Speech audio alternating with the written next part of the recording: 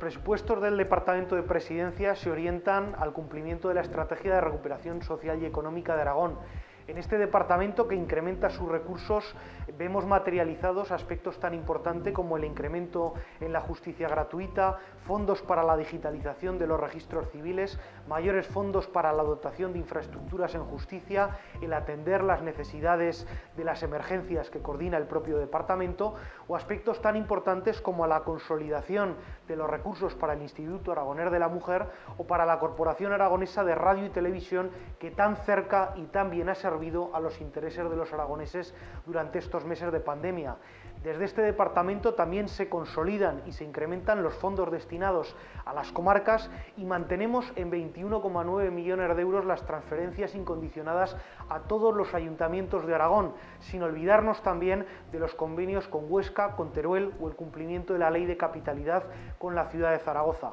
Es importante la labor de este departamento, no solamente por el presupuesto que tiene, sino también por lo que representa, la coordinación y la palanca que permite el trabajo de todos y cada uno de los departamentos del Gobierno. Como hemos podido ver, un incremento sustancial en políticas sociales para ayudar a los más vulnerables, en políticas económicas e incrementos respecto a los fondos europeos para recuperar el tejido vigoroso de la proyección económica de Aragón, y también en recursos para educación y para sanidad. Estamos desde el Grupo Parlamentario Socialista comprometidos con estos presupuestos, que son certeros, que son transparentes, que son reales y que aportan seguridad y un horizonte de prosperidad y de futuro para el conjunto de Aragón.